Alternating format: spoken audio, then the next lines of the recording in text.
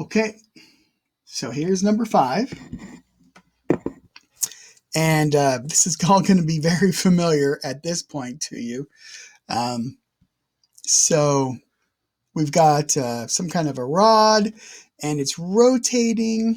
Okay, it says determine the angular velocity after it's rotated 4 revolutions. Okay, now we don't really know what our orientation is here. In other words, where's gravity? So are we looking down on this apparatus? Are we looking sideways onto it? What's the deal? And furthermore, how is it possible, the way it's rigged up there, for this thing to be able to go, around and around and around? Seems like it should bump into something, but nonetheless it does. Okay. Well, the fact that they don't tell us an orientation should give a pretty good clue that, in fact, gravity, the weight of the thing, isn't going to matter. All right. So let's think about that 2 different ways. Let's suppose we're looking at it from above. Okay. In that case, then it's going to be, we're looking up here and it's rotating like this, and the weight's down here, and that doesn't have anything to do with its rotation this way. Okay. On the other hand, let's suppose we are looking at it from the standpoint of that this thing is going to be rotating in this plane. So it's going around and around like this. Okay, now what happens is when it's moving on one side, gravity is down. On the other side, the weight's still down, but it's moving against the motion. Okay, so gravity acts to increase the speed, decrease the speed, increase the speed, decrease the speed. Now, since we go exactly 4 revolutions, all of the increases and decreases cancel each other out. So again, gravity is not going to matter in this particular case. Okay, so our best place to pivot this baby is going to be at its natural pivot right here.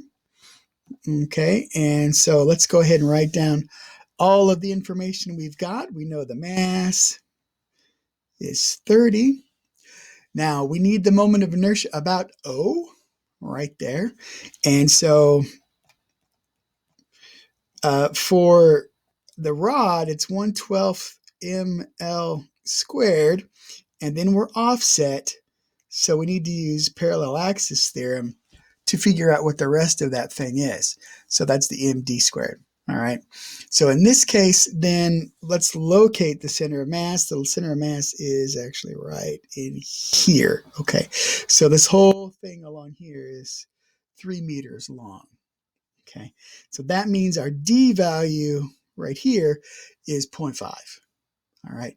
So pause the video, take a look, make sure you're 100% convinced of the geometry and how all that works there. Okay.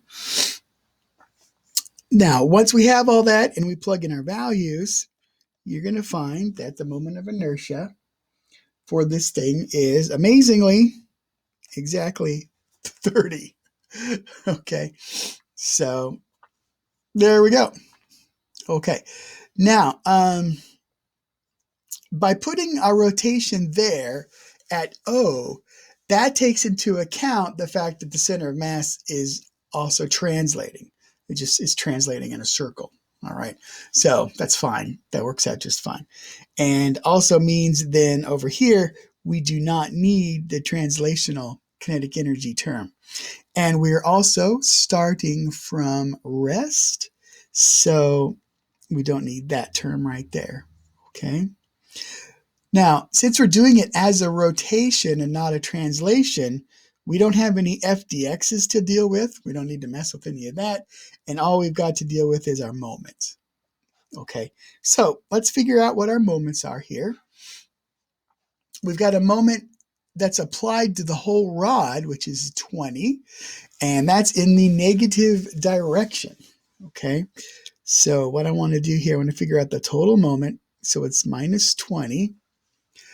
And then the 30 Newton force is also in the negative direction. So I got minus 30 out at our distance of 0.5.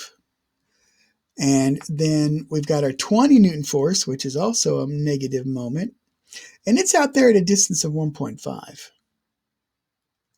Just like that. Okay, so our total moment is whatever that works out to be.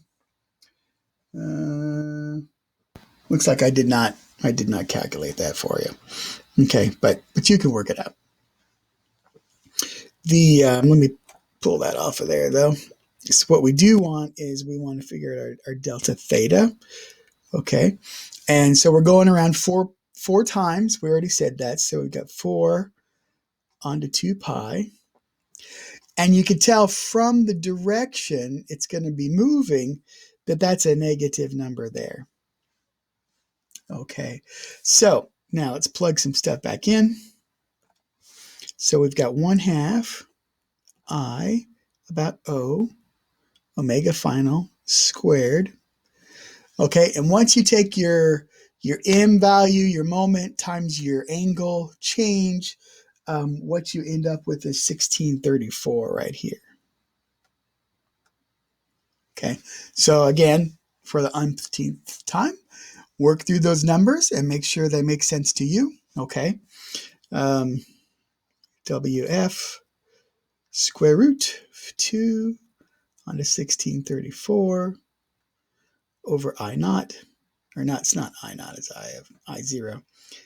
Anyway, and that works out to 10.44. Okay, piece of cake. All right, these are all pretty straightforward, so shouldn't be too bad when you get to your homework.